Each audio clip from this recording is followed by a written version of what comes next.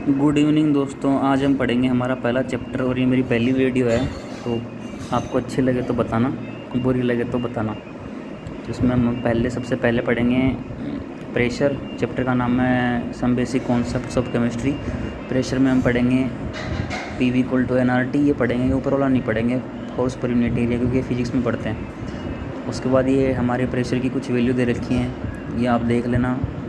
1 ATM के बराबर इतने इतने होती हैं। 1 बार 10⁵ pascal, 760 mm of Hg, 760 centimetre of Hg, दोनों सेम ही है। इसको मीटर को सेंटीमीटर को मिलीमीटर में कर दिया कन्वर्ट। ये 1 ATM के बराबर 760 टोर। लेकिन हमारी जो यूनिट होती है फॉर्मूले में लेते हैं STP पे, तो वो होती है 1 ATM नॉर्मली। उसके बाद टेम्परेचर की जो यूनिट होती है वो केल्विन होती है। केल्विन मतलब हम लेते हैं यूनिट तो डिग्री सेल्सियस भी होती है, लेकिन फॉर्मूले के अंदर केल्विन डालते हैं हम। तो केल्विन जो होता है वो 0 डिग्री सेल्सियस के बराबर होता है, 273 केल्विन।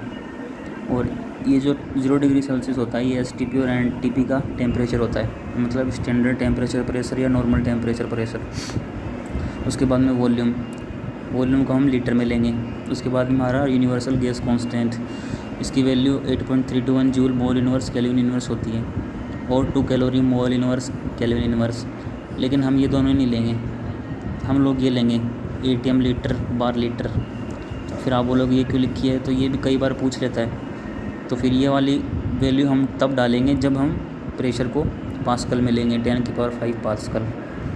और ये दो नीचे की जो दो वैल्यू है ATM और बार, ATM लीटर बार लीटर, ये हम तब लेंगे जब हम प्रेशर को ATM या फिर बार में लिखेंगे। ATM में यदि लिख रहे हैं प्रेशर तो ये वाली यूनिट लेंगे R की, बार में लिख रहे हैं तो नीचे वाली लेंगे, ठीक है। उसके बाद में कैलोरी, यदि कैलोरी दे रखी है तो उसके बाद में कैलोरी की यूनिट ले लेंगे। तो कैलोरी को हम जूल में भी कन्वर्ट कर सकते हैं, एनर्जी तो है।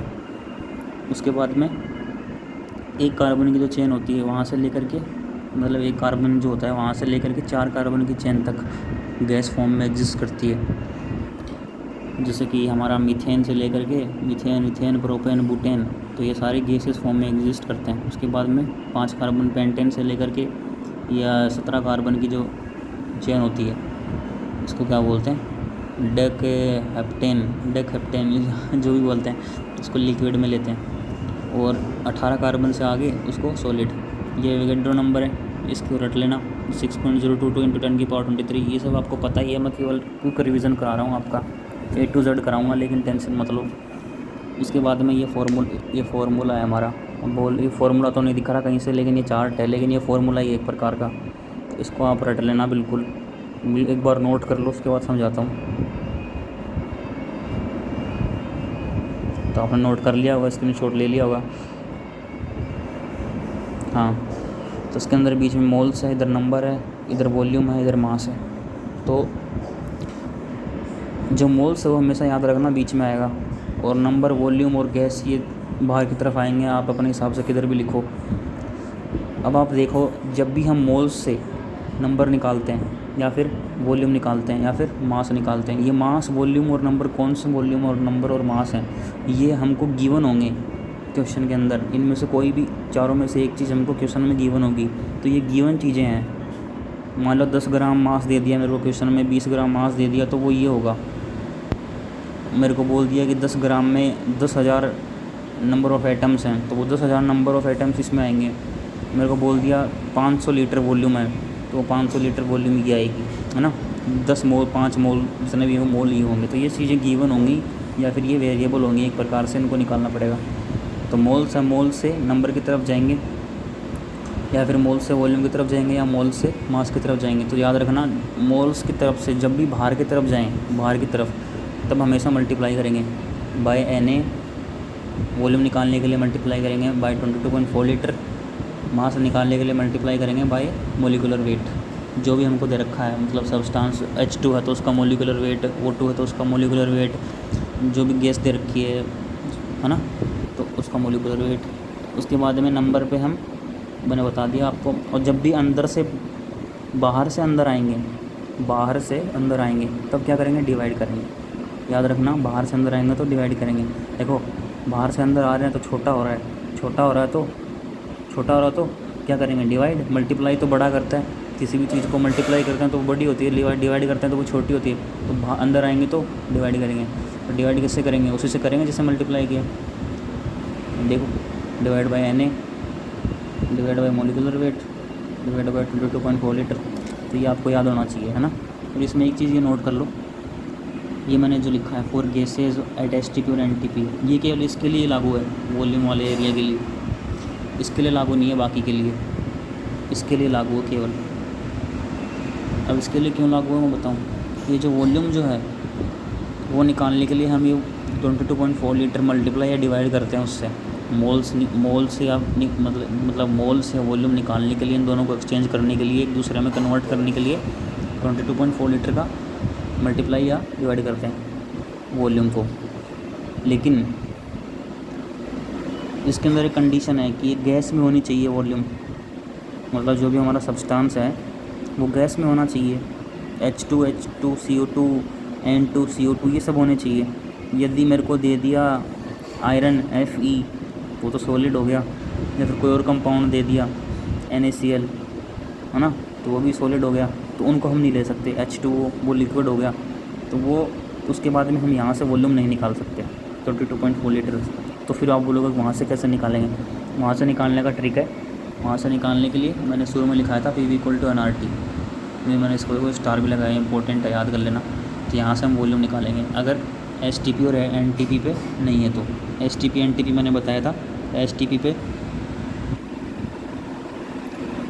देखो टेम्परेचर जो होता है वो STP के ऊपर 273 केल्विन होता है और प्रेशर होता है 1 atm। तो 1 atm प्रेशर होना चाहिए, 273 केल्विन टेम्परेचर होना चाहिए, तभी हम लोग 22.4 लीटर का इस्तेमाल में लेंगे वॉल्यूम या फिर मोल्स निकालने के लिए एक दूसरे में।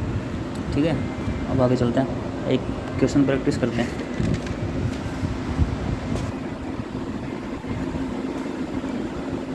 क्वेश्चन आप पढ़ लो, 10 gram of H2O2 N2 CO2 find moles volume number of atoms. तो आप देखो इसके अंदर सबसे पहले हम लोग निकालेंगे मोल्स। तो H2 के मोल्स निकाले 10/2, कितना आया 5 मोल्स। अब मैंने 10/2 क्यों किया? क्योंकि 10 ग्राम हमको गिवन है, 10 ग्राम क्या है, मास है, तो मास दे रखा है। तो इधर देखो, मास से मोल की तरफ आएंगे तो डिवाइड करेंगे मोलिकुलर वेट से। तो वो फार्मूला एक बार अपने जो भी स्क्रीनशॉट लिया था उसको नोट करके और फिर ये क्वेश्चन उसके बाद में प्रैक्टिस करना, फिर आपको अच्छे से समझ में आएगा। 5 मोल आ गया। O2 के निकालेंगे 10/32, 1/3.2, ये सब का मोलिकुलर वेट ले लिया नीचे। और देखो ये मैंने क्वेश्चन में 10 ग्राम लिया है, सब कुछ 10 ग्राम है। H2 भी 10 ग्राम, O2 भी, N2 भी, CO2 भी, है ना। उसके बाद में ये हमारे मोल्स आ गए। उसके बाद में क्या पूछा है? वॉल्यूम। तो वॉल्यूम के लिए हम क्या करेंगे? वॉल्यूम है, वॉल्यूम बाहर की साइड है और मोल्स अंदर है ना। तो मोल्स से वॉल्यूम की तरफ आएंगे तो क्या करेंगे? मल्टीप्लाई करेंगे। अंदर से बाहर आते हैं तो मल्टीप्लाई करते हैं। तो 5 × 22.4 लीटर, मोल को मल्टीप्लाई किया ना, मोल को मल्टीप्लाई करेंगे तो वॉल्यूम आ गई। मल्टीप्लाई करेंगे इसके मोल से, मल्टीप्लाई किया तो वॉल्यूम आ गई। उसके बाद देखो अगला, नंबर ऑफ़ एटम्स। अच्छा, इसमें एक चीज़ और देखो, एट STP दे रखा है। अगर STP नहीं दे रखा होता तो PV = nRT से हम निकालते। नंबर ऑफ़ एटम्स H2 के देखेंगे 5 मोल्स हैं इंटू Na से मल्टीप्लाई क्यों किया? क्योंकि बाहर की तरफ जा रहे हैं नंबर और नंबर निकालना है, तो नंबर निकालने के लिए मल्टीप्लाई बाय Na करते हैं। तो ये मल्टीप्लाई बाय Na कर दिया सभी मोल्स को। तो सबसे पहले हमने मोल्स निकाले थे देखो। उसके बाद में वॉल्यूम निकालने के लिए इससे मल्टीप्लाई किया 22.4 लीटर, नंबर निकालने के लिए Na से मल्टीप्लाई किया। उसके बाद में नंबर ऑफ़ एटम्स। तो एक मॉलिक्यूल में कितने एटम हैं? एक H2 में 2 हैं, एक O2 में 2 हैं, इसमें 2 हैं, इसमें 3 हैं। तो नंबर ऑफ़ एटम्स H2 में कितने हैं? 2 हैं, एक में 2 हैं। तो फिर इतने सारे नंबर हैं हमारे पास, 5 × 10, 5 × Na। ये क्या है? नंबर तो निकाले थे हमने अभी, नंबर ऑफ़ मॉलिक्यूल्स है। तो ये नंबर ऑफ़ मॉलिक्यूल्स हैं। तो इतने नंबर ऑफ़ मॉलिक्यूल्स हैं, तो एक मॉलिक्यूल में 2 एटम है, तो इतने में कितने होंगे? Multiply by 2। ऐसे ही इसके अंदर सबको मल्टीप्लाई कर दो, जितने जितने उसके अंदर एटम है हर एक में, सिंगल में। तो 1/3.2 × Na इंटू कितना? 2 होगा, तो 2 कर दिया। इसमें कितना होगा? 2 होगा मल्टीप्लाई, इसमें भी 2 होगा तो इसमें भी 2 कर दिया। इसमें 3 होगा तो 3 कर दिया। बस सॉल्व। तो ये हमारा चैप्टर कंप्लीट नहीं हुआ अभी, लेकिन देखो एक ही वीडियो है, उसके बाद मैं एक वीडियो और बनाऊँगा, उसके अंदर बचा हुआ पार्ट समझा दूँगा। तो भी आप इसकी क्वेश्चन प्रैक्टिस करना। और हमारा जो पार्ट बच गया उसके अंदर law of conservation of mass,